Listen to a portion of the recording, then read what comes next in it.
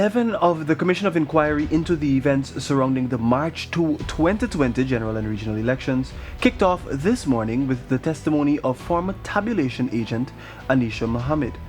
Mohammed corroborated the sequence of events occurring on the night of March 3 into March 4, but she also made a new revelation that there was even an earlier attempt to stall the tabulation process. Former GCOM employee Enrique Livan, after he recommenced the tabulation process, claimed that there was an issue with the computer, preventing him from continuing. After he tabulated about 3 boxes, he said that the system was no longer working, to which he pointed out that he would need someone to come and fix it, and he can't get anyone at that point. To which I raised my hand and said, I can fix it.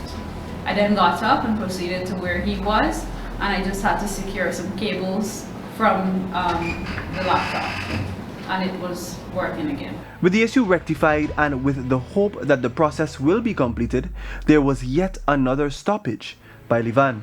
Shortly after, I do not believe we went through 1 box fully. He left the room. When you say he, to whom do you refer? Mr. Livan got up and he took control of the laptop being used.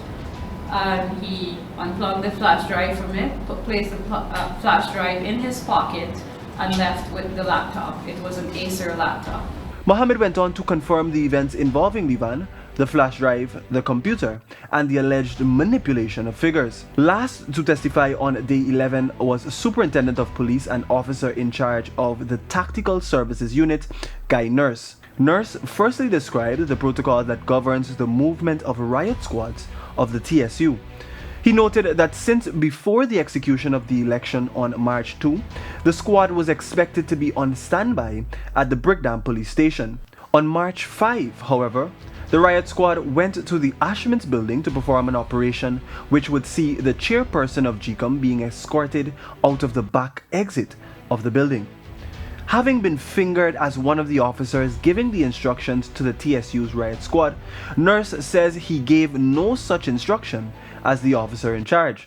Did you give instructions to Deputy Superintendent Davis to go to Ashman's building to escort the chairman of GCOM from that building on the 5th? No. Nurse confirmed he did not even know they had left their base at Brickdam to perform an operation of that nature. So just to be clear, you would have heard nothing via radio transmission, first of all, about your ranks from TSU going to Ashman's building, correct? Correct. And you would have heard nothing on the radio transmission as to why they were going there, correct? Correct. Subsequently, the head of the TSU said he received a call from then Commissioner of Police Leslie James. What did the commissioner say to you? He instructed that the unit should go to Ashman building and assist in securing the building. He explained that upon the arrival of the squad at the Ashman's building, he received a call from his deputy Clifton Davis explaining that the due process was followed of reporting to the most senior police officer at the scene. He told me he reported to Assistant Commissioner Thomas, who informed him that he was negotiating with the people there on a way forward. Immediately, the Superintendent of Police said he reported this position to Commissioner James. After that, I called the Commissioner immediately and let him know what Davis reported to me.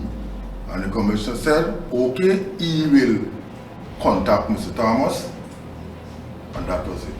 What happened next, as was testified to earlier in the proceedings of the CoI, was that heavily armed ranks of the riot squad began to instruct people to immediately leave the building. In earlier testimonies, GCOM Commissioner Sace Gunraj, who was with Assistant Commissioner Edgar Thomas at the time, detailed what took place on the day of March 5, 2020. He said he was in conversation with Assistant Commissioner of Police Edgar Thomas surrounding the safety of elections materials such as the SOPs when a junior rank from the Tactical Services Unit approached and demanded that Thomas assist in clearing the building.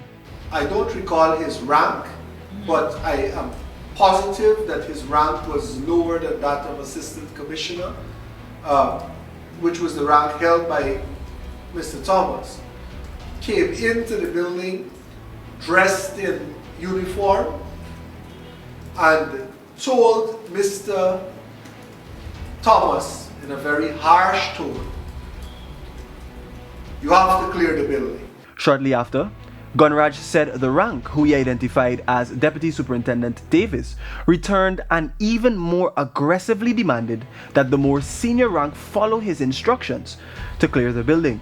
Almost coming to tears, Gunraj recounted what was said to him by the then Assistant Commissioner of Police. He said to me,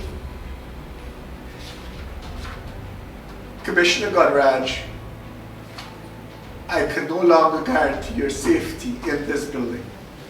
We should leave." The Commission of Inquiry was set up by His Excellency Dr. Mohammed Irfan Ali to inquire into the events surrounding the March 2020 general and regional elections.